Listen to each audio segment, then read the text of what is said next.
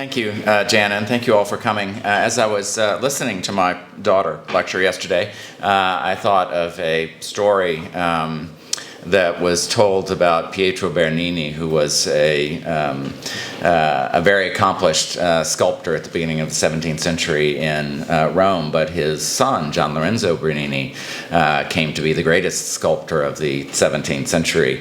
And when Gian Lorenzo was very young, but already extremely accomplished, Maffeo Barberini, who became Pope Urban VIII, said to Pietro, "Aren't you concerned that your son will surpass you in his brilliance?" And Pietro Bernini is said to have replied something like, "In questo gioco chi perde vince," which is to say, in this game, whoever loses wins. And so I was very pleased to see Tess lecture yesterday. Thank you, Jana, for your introduction. I'm very pleased to be here.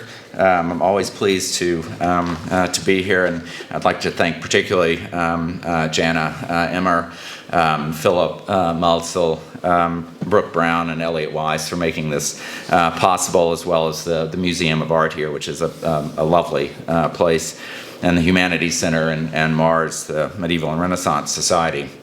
It's a little embarrassing sometimes, actually, to be welcomed so profusely, and I'm reminded of the virtue of humility, and it gives me a lot of opportunity to think about that. And because I've had such a warm welcome, it pains me a little bit to have to talk about some very unpleasant things today. But I hope that they will act as a foil for, in fact, some kind of beauty and even glory in the context of the subject matter, and it's just a way of explicating a few objects in the exhibition that might pass unnoticed because they're so small, except they are so striking. I think most people actually do notice them.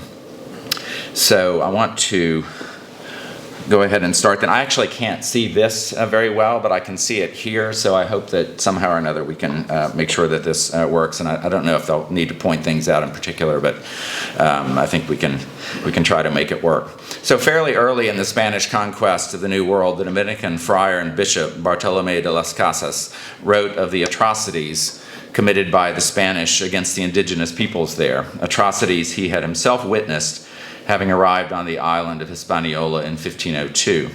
He denounced them in a book, first published in 1552, but written a decade earlier, a short account of the destruction of the Indies.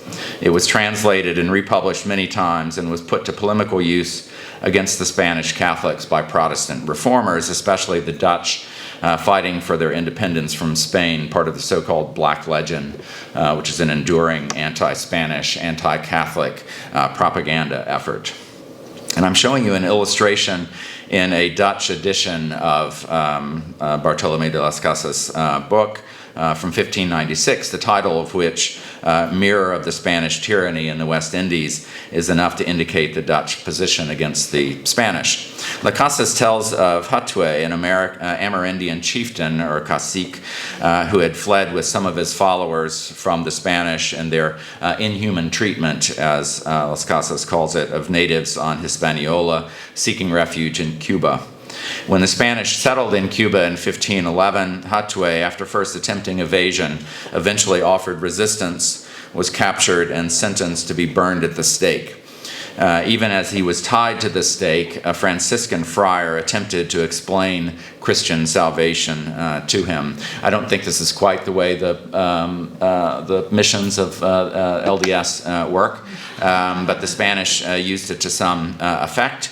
The friar, and I'm quoting here from the book, the friar told him that if he would only believe what he was now hearing, he would go to heaven, there to enjoy glory and eternal rest, but that if he would not, he would be consigned to hell, where he would endure everlasting pain and torment. The Lord Hatue thought for a short while and then asked the friar whether Christians went to heaven. When the reply came that good ones do, he retorted without need for further reflection that if that was the case, then he chose to go to hell, to ensure that he would never again have to clap eyes on those cruel brutes. As the Dutch poem with the illustration puts it, I'd rather be in hell than with the Spaniards.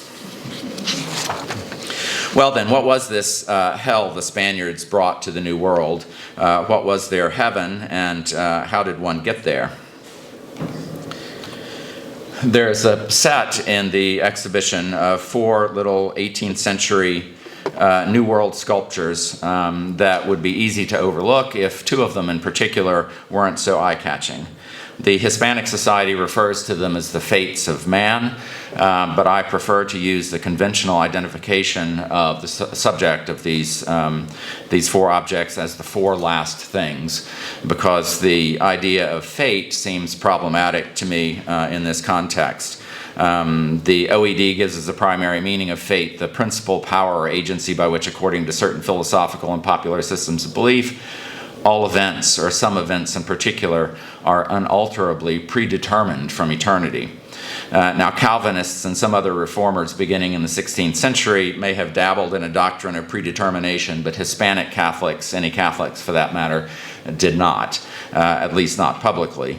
The ultimate end of each human being, which is what these sculptures are about, is not the result of fate, but of free will, of choices that are made, as will become clear, I hope. These sculptures are thought to be by Manuel Chili, known as Caspicara, an indigenous Ecuadorian artist who was born in Quito around 1723 and died around 1796. He was a master of estofado, painting over gold leaf, and encarnado, the simulation of flesh tones. And he was and is known for his virtuosity on both large and miniature scale, especially in the depiction of human emotions, and I think we'll see that, although I'm not going to talk about the artist per se. So the subject existed sometime before this, and the way it's depicted here, and we're going to look at these individually, it goes back probably to a set of 4 engravings. It was very typical for New World artists to rely on engravings often produced in the Flemish Netherlands, particularly Antwerp, but other places in Europe as well, from around the late 16th century and the early 17th century, and these things continued to circulate for a long time. But this also, they could also establish an iconographic pattern, a pattern of the subject matter, and the ways of depicting certain things that appear in various ways. So even if Caspicara didn't know these particular engravings, there are various iterations of these by other artists, and we'll see a few that he would have known. So these are by Raphael Sadler, the elder.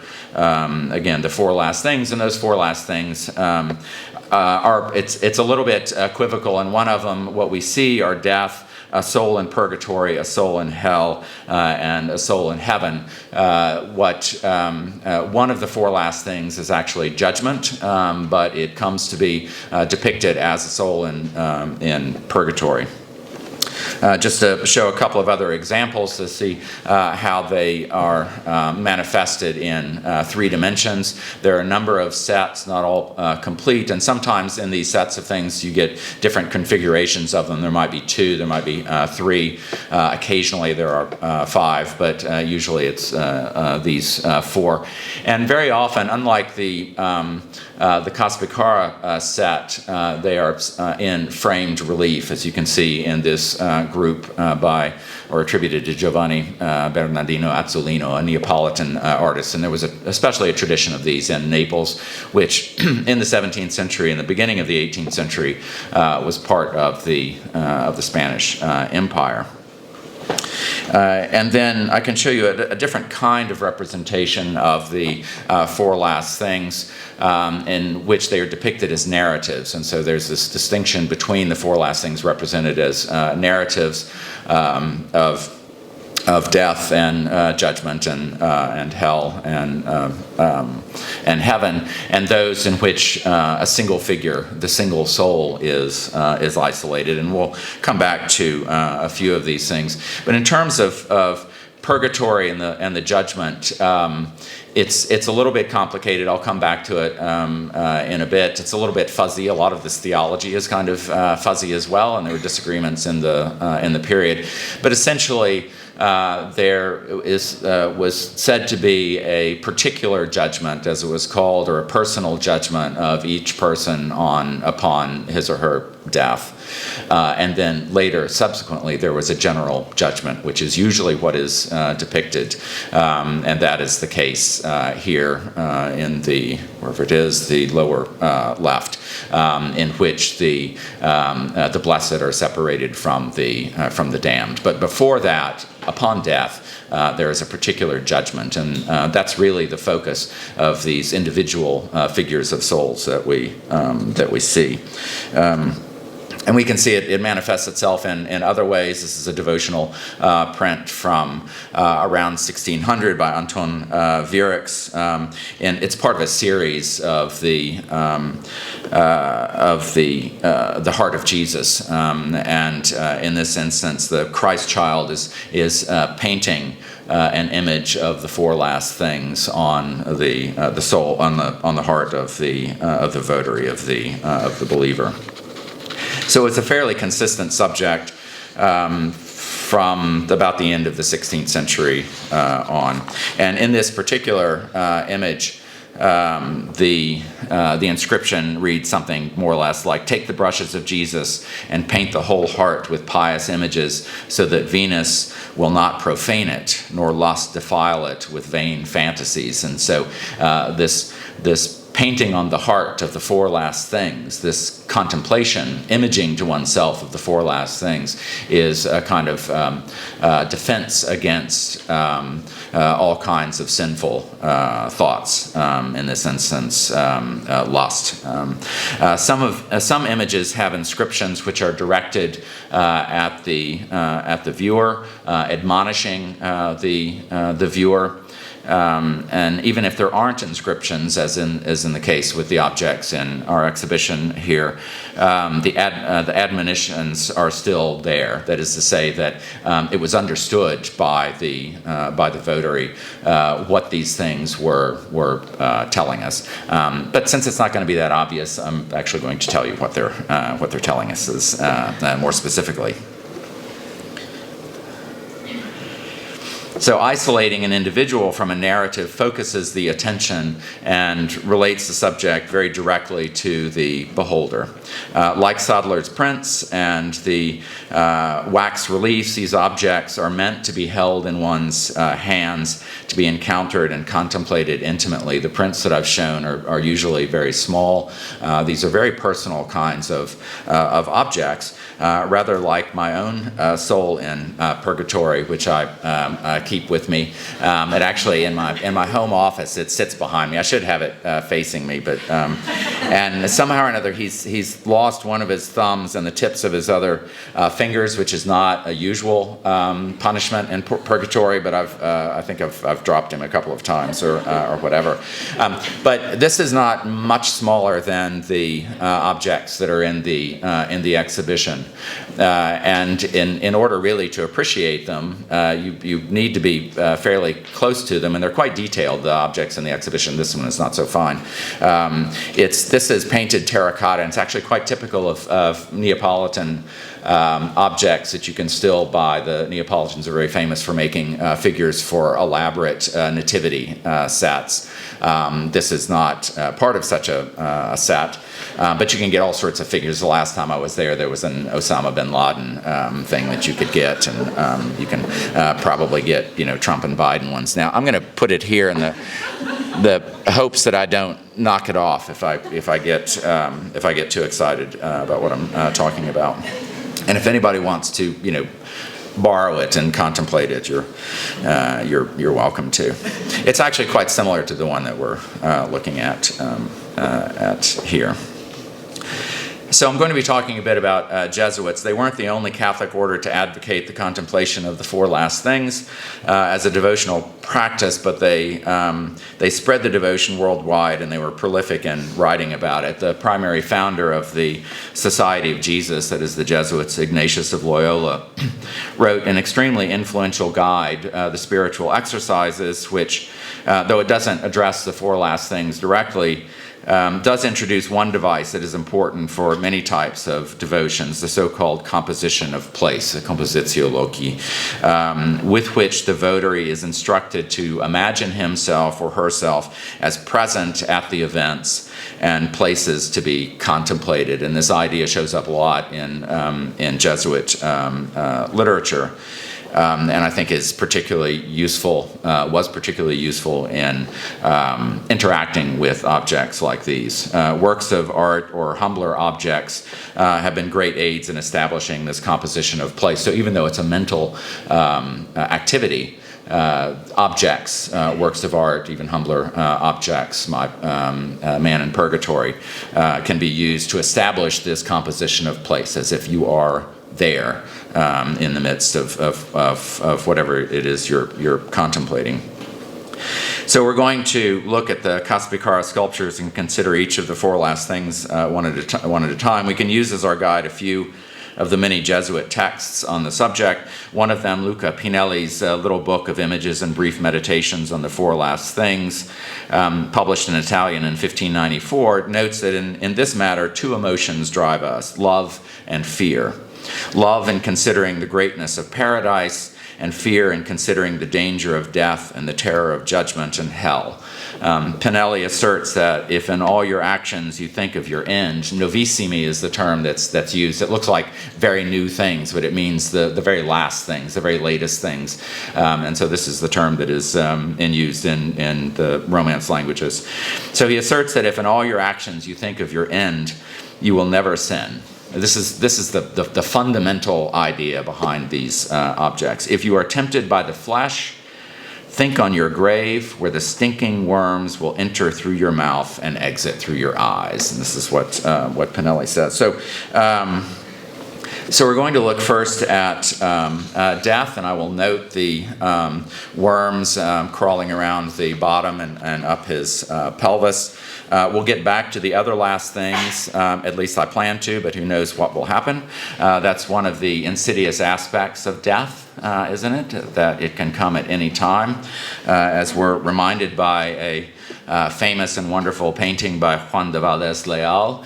There's a wonderful painting by Valdés-Leal in the exhibition, in Ictu Oculi, in the blink of an eye, which comes from 1 Corinthians 15:52, and this is very typical kind of iconography of a skeleton, standing, moving skeleton, who snuffs out the flame on the candle of life in the blink of an eye, making vain. We refer to this as a vanitas subject, making vain all of the human accomplishments that you see at his feet. It's a memento mori, which means literally sort of remember that you will die. And so this kind of subject proliferated in the period. Anyway, any number of blinks of an eye. I hope that we'll at least get through the lecture here. Another picture actually from the exhibition that I want to bring in as well, this marvelous painting of Maria Luisa of Orleans, who was the Queen of Spain, lying in state. It's an imposing, very large picture. She was the daughter of Philippe I, Duke of Orleans, and Princess Henrietta of England, and was the niece of King Louis XIV of France, was married to Charles II of Spain, the inbred final Habsburg King of Spain, in 1679 at the age of 17, and she died almost a decade later, not yet 27 years old. And the inscriptions here, tell us a bit about how one might respond to death in the period. They're actually adapted from interesting sources. They're not all biblical or theological. One is from Ovid, the Ars Amatoria. Nor do the lilies always bloom. So we're reminded that as beautiful as the lilies are, they will not always be with us. Another is from Proverbs 31:25. Strength and beauty are her clothing, and she shall laugh in the latter day. this then when she is dead. The Latin novissimo in this particular inscription is the term used for the four last things. And then one from Seneca, the ancient Roman playwright and philosopher. Beyond measure, weeping serves a new purpose. So whatever we have wept for in the past, now we will weep for the Queen of Spain, died too young. And the long inscription at the bottom praises her faith, her pious life, and commands us to weep, for she scarcely lived. So as we all know, death can come early and quickly. Just to look for a moment at the figure. Apparently, he liked to make ribs. He got a little carried away, I think, with the number of ribs here, but they're fine. And again, I'll draw your attention to the worms, because they come back, I think, in some fashion in another one.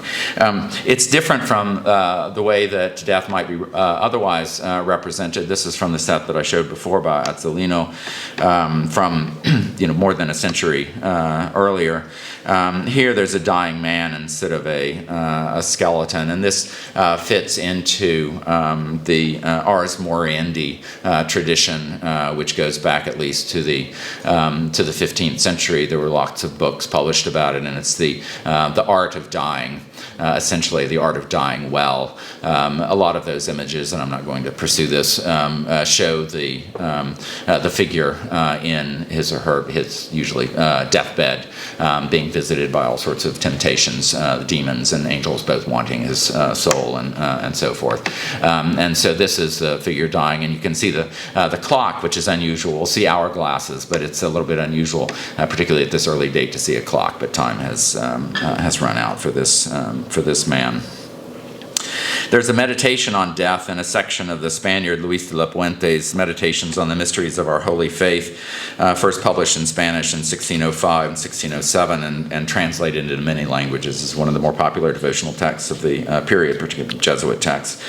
And he models for us the creation of a mental picture, his version of Ignatius's composition of place. And he says, "I am standing by my own corpse, laid out for burial, or sitting on my grave the night after the funeral." End quote. So figures like these, I think, can help us create this mental picture of our own death. And he asserts succinctly, "My whole life ought to be a preparation for death."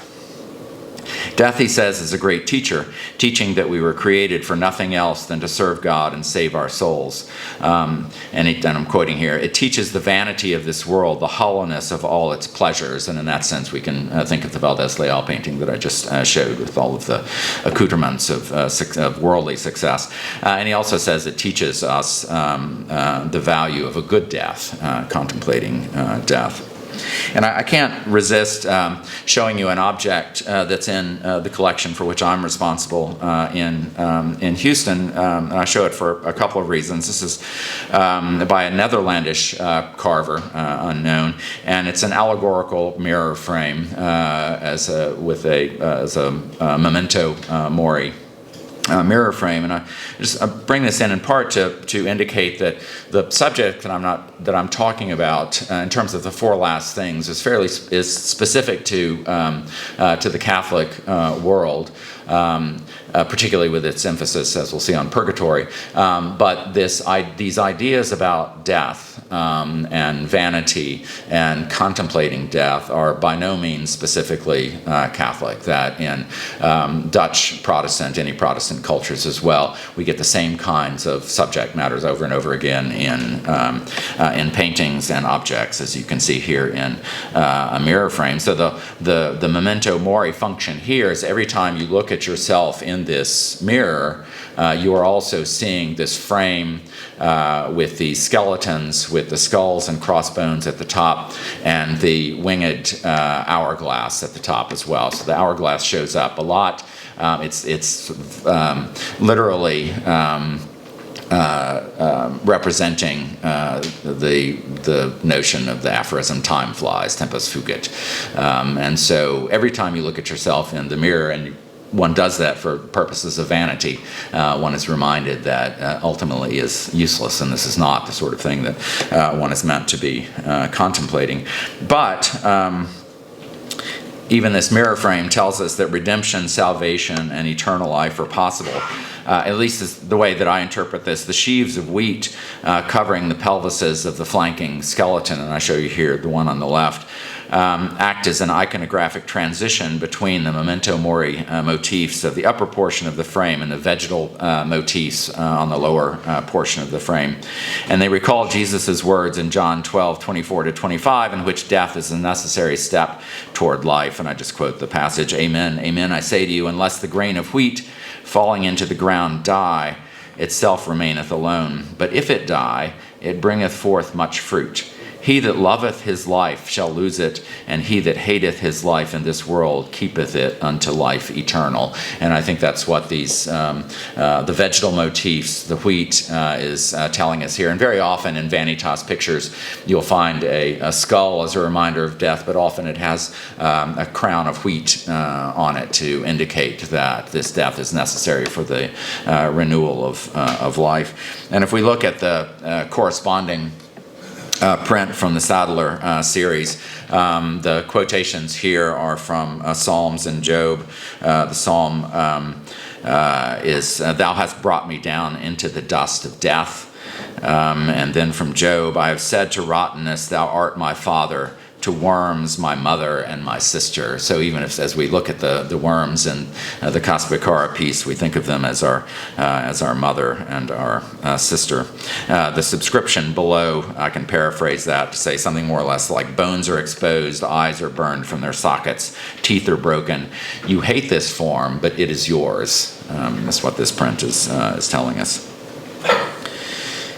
So after death, one faces judgment, and I'm showing here from the series of Choltius prints after Johannes Stradanos from a bit earlier, 1577.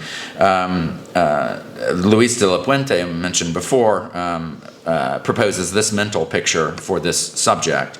"I am standing in the presence of Christ. Be the court ever so crowded, the culprit awaiting sentence sees nothing but his judge." And so there are different kinds of representations here. I'm not aware of any, they must be quite rare if there are any, of images of the individual soul facing Christ in judgment. We get the individual soul in purgatory, but usually with images like this we get the general judgment rather than the particular judgment. Luis de la Puente says that this particular personal judgment will take the place the moment the soul leaves the body and at the very spot where he breathes his last. All will be recounted by his conscience, which is his, not quite, is both advocate and accuser at this particular judgment. His few good deeds, as he calls them, and his numberless sins and all their repulsiveness are then articulated, are enumerated. Luis de la Puente then describes the general judgment for which we are to picture, and I'm quoting here, "the earth in darkness, the sea raging furiously." And he goes on to say that even though every person is judged at death, this general judgment is for the glory of God, Christ, and the saints, as well as to make known the judgment passed on each person, among other reasons. So even if you think that all of your sins are hidden and maybe only God's going to know, at the last judgment, everybody's going to hear every single one of them, apparently, which I think would be kind of tedious and take a long time. Another writer, Martin de Roa, does say that if you have adequately expiated your sins or confessed them, he specifically says, then they might not be shared with other people at the last judgment. So after the personal judgment, if you're not saved, you go straight to hell. You do not pass go. You do not collect $200. As Luca Pinelli, another Jesuit, describes it, the unhappy sinners will immediately be engulfed in a black and frightful flame and cast into hell. Now, this hell is represented a little bit in a painting by Sebastián López de Arteaga in the exhibition here of St. Michael striking down the rebellious angels, which comes from the book of the Revelation, the Apocalypse, but is also thought to depict what occurred at the beginning of time with the establishment of hell. Satan and his rebellious angels are cast out of heaven. This is Revelation 12. Luis de la Puente points out that the fires of hell were not made for us. They were made for the rebellious angels. God wants us to be saved, and there is a place in heaven for us. But if we don't accept it, then room will be made for us among the rebel angels in hell. This subject, by the way, could also be read as the church militant victorious over Protestant reformers and enemies of Spain. So it was actually quite popular in Spanish painting of the period.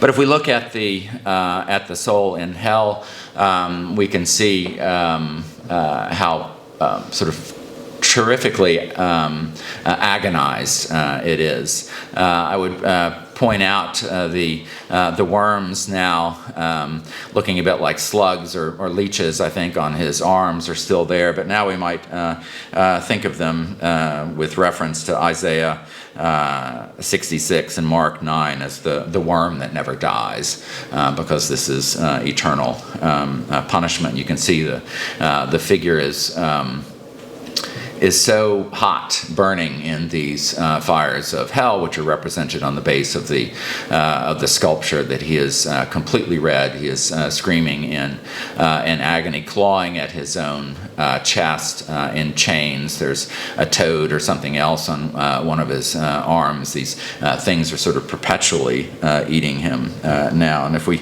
compare that to the figure from the Sodeler series, he quotes Job from a couple of places, 17 and 10. If I wait, hell is my house, and I have made my bed in darkness. Hell is often imagined as dark, although it's necessary for light for any works of art. So they don't quite imagine the darkness. Is the way it's often described. And he says he refers to this place, a land of misery and darkness, where the shadow of death and no order but everlasting horror dwelleth. So these are the inscriptions from the Sodeler print, and then the subscription paraphrase all the way at the bottom, or it can be paraphrased by something like a shapeless open mouths horrify with an almost silent cry. Listen if you are wise and take care. So in this inscription, it's very much addressed to the individual. We are meant to see ourselves, our potential selves, in this figure if we don't make the right choices. Ignatius of Loyola, in a spiritual exercises, has a famous passage on hell. He asks the exorcisant to make a mental list of his or her sins, thinking of each one, and meditate on death, judgment, and hell as a means of setting one's life on a better course. And I'd planned to, we're running a little short of time, I know, I'd planned to allow a little time here for all of us to make a mental list of all of our sins. And I wondered how long I should allow, and most audience, I think, might need a good 15 to 20 minutes, but with this group, I think a few seconds might suffice. So we can do that. Okay, I need a bit more time. Okay, so the composition of place is here, as he says, to see with the eyes of the imagination the length, breadth, and depth of hell. Let's see what I have.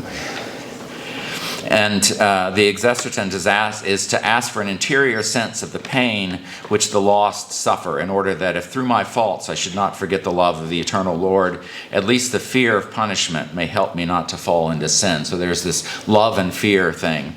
And Ignatius asks us to engage our senses in our imagination to fully experience the hell we wish to avoid. And I think it's worth seeing his text at length. I'm not going to read this. You can see it easily enough, but he's engaging all the senses here. He gets a little metaphorical with the fourth, with the sense of taste, to taste bitter things such as tears and sadness and the worms of conscience. But otherwise, it's very physical that he wants us to imagine in order to avoid this end for us. And there's an old idea in the history of Western art of the motions of the body resulting from the emotions of the mind, which artists constantly explored. And there was an attempt to codify this in the 17th century, especially by Charles Lebrun, the first painter to the King of France. And I mentioned that Caspicara was renowned for his depictions of the emotions, so he's following and excelling in this tradition. And here we can see representations by by Charles Lebrun, some of which in this book, there was a book published of the emotions were drawn from his own paintings. Here showing the, well, as you can see, extreme physical pain, extreme bodily pain, and extreme despair. And I think both of them relate in some sense to this image of the soul in hell. Luis de la Puente notes that there is nothing we dread so much as fire. A man will face certain death in any other form rather than stand to be burned. And if we return for a moment to the depiction of Hathaway burned at the stake by the Spaniards in Cuba, it seems to me that there's a certain irony, which I can't quite put my finger on, in the use of this particular means of torturing execution. Or it may be a fairly straightforward means of alerting the condemned to the danger of such torture to be endured for eternity in hell. Well, things brighten up from here, I assure you. So it's possible that the Spaniards had in mind the rather milder flames of purgatory. And in this purgatorial figure, you can see that his body is not red anymore. There's a little red around the waist. I'll come to that in a moment. And these things that look like they've at the bottom that look like they've escaped from Chinese landscape painting are in fact the flames of purgatory.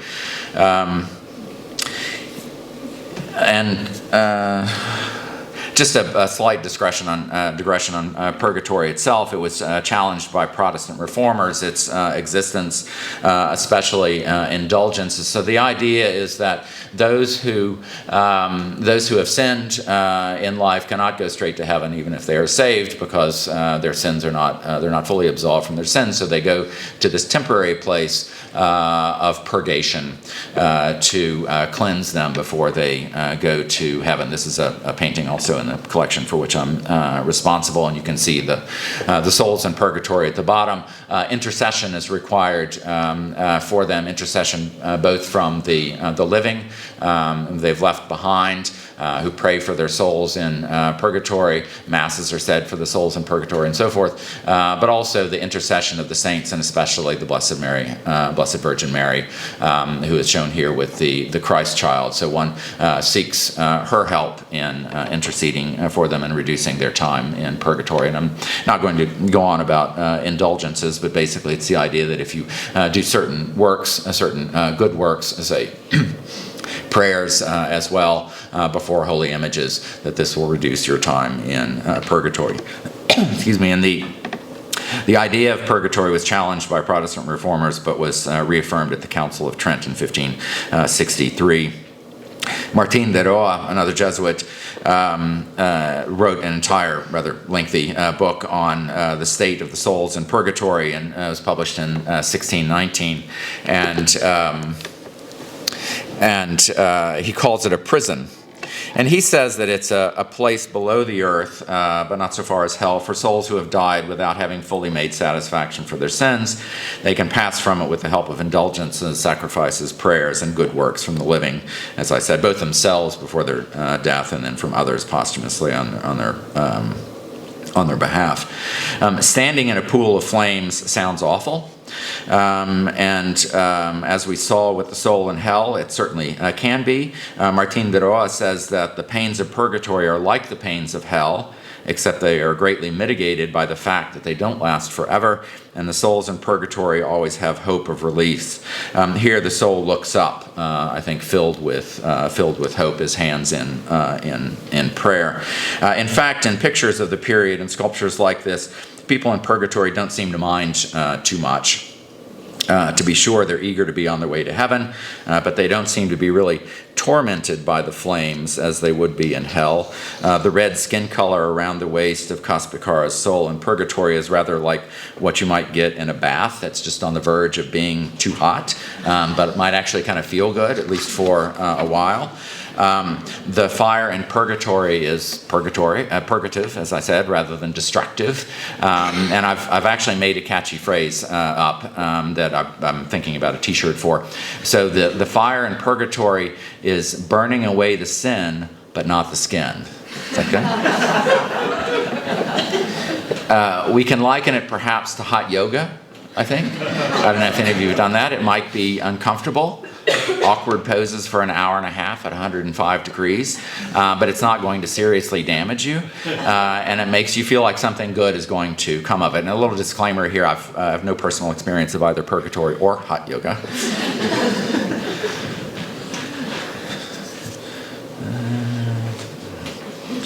So the spiky crown here is very unusual, and I take it to be evoking Christ's crown of thorns.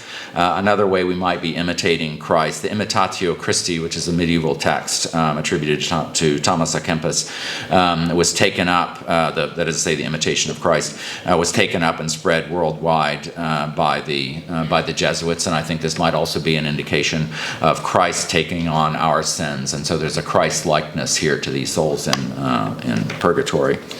And to go back to the Sadler and his quotations from Job, have pity on me, at least you, my friends, have pity on me. And it's seeking prayers, I think, from the still living people. And then it says, I feared all my works, knowing that thou didst not spare the offender. And then the inscription at below might be paraphrased as, look at the tears flowing at the flames, and add your tears to our showers. One crying against these fires is not enough. So it's eliciting support to be out of purgatory. In this print, I think you can notice also the figures on the sides here, the figures rising up in flames and lifted by angels at the top. So finally, we get to the soul in heaven, and I admit, the Dante's Divine Comedy, one of the great works of Western literature. Everybody loves the Inferno. The Purgatory is pretty interesting too, but I have not made it through the Paradiso. It's just, blessedness is just not, in some ways, it's quite as interesting as other things. And so I'm actually going to give relatively short shrift to the soul in heaven here. We can notice a similar pose here between the two, but then it's transformed. The hopes of the soul in purgatory have been realized. Both look up, holding their hands together, but the crackling flames of purgatory are now the gentle clouds of heaven. Tears have dried, wringing hands are now praying hands, and the soul is clothed in a fancy dress. And I think it might actually be a fancy dress with meaning. We might think of Isaiah 61:10. I will greatly rejoice in the Lord, and my soul shall be joyful in my God, for he hath clothed me with the garments of salvation, and with the robe of justice he hath covered me, as a bridegroom decked with a crown, and as a bride adorned with her jewels. Another, sorry, that's what that is. You probably have this memorized already anyway. So here's another work from the exhibition, which is very beautiful and very large initial cut from a manuscript, this illuminated initial G from a choir book by Luis Lagarto de la Vega, who was Spanish, but then traveled to Mexico and had this enormous project in Puebla of illuminating over 100 choir books for the Puebla Cathedral, which took him 11 years. In any case, it's a Christ of the Last Judgment, holding the cross and showing the wounds in his hand, foot, and side. But he's also radiant in glory, and the setting is heaven. It's only saints with him. Some of these, I think, you can probably recognize. I don't know if you can see my cursor here. So we have Saint Lawrence, I guess, Saint John the Evangelist, Saint Peter. I want to draw you Saint John the Baptist, and then here's Saint Lucy with her eyeballs on a plate. And there's a wonderful painting by Zurbaran in the exhibition of Saint Lucy. This is the initial G cut from a choir book from the introit antiphon for the Mass of All Saints that begins, Gaudeamus omnes in Domino, let us all rejoice in the Lord. Christ, as I said, is shown as if at the Last Judgment, and we might expect to see the blessed on one side and the damned on the other, but here all are blessed. And as the antiphon proclaims, exult in the Lord, O you just, praise befits the upright. And here we have the text and the music as with it as well, in case we want to have a sing-along later, but I realize that we don't have much time for that. Just to show you again the corresponding Sadler print with its quotations from Psalms now. Oh, how great is the multitude of thy sweetness, O Lord, and thy comforts have given joy to my soul. Below, it can be paraphrased to say, my eyes are fixed on the sublime. I don't know what could be more beautiful. Whatever it is, go on looking, go on up. The earth has nothing beautiful to see. So there's this extraordinary, it's sort of using these biblical texts in these prints, but we're meant to understand this even with these objects that don't have inscriptions. There's this transformation in our understanding of these four last things. So just to conclude, I've made a flow chart. It's the first flow chart I've ever made, and so I hope, and then we had some formatting difficulties here, so I'm not sure how well this is going to work out, so I hope you'll be patient with me, but I hope it will kind of, in case you really haven't gotten the message, I hope it will bring everything in focus and that we can read it well enough. So if we start, are you dead? Yes. I mean, everybody will be, so that's pretty easy. So do you need to be judged? Yes. So everybody needs to be judged. Are you a saint? Yes. So you can go directly to heaven. Congratulations, you win. A note here to borrow some language from our tax returns. This is not a common situation. In fact, Martin de Roa makes a point of saying this doesn't happen. I think in popular belief it does with the saints. They go straight to heaven. He says everybody is going to have some sort of residual sin. So if the answer is no, are you a saint? No. Then the question is, are you redeemable? And if the answer is no, again, alas, that is the end of the line for you, although it will go on forever. If the answer is yes, you're off to purgatory for a while, and then there's another question, have you done your time in purgatory, which could be thousands of years. Have you done your time? Yes. You win again. And this is the lesson of these four little sculptures in the exhibition, which are summarized in the Bible verses on my title slide. A verse that was often cited in the devotional literature of the time, in all thy works remember thy last end, and thou shalt never sin. It's a lesson that Hatue, burned at the stake, was given no time to learn. And so, before we go, one last thing. Oh, that was a bit of a joke. We already did the four last things, and so that's all. So thank you all very much for your attention.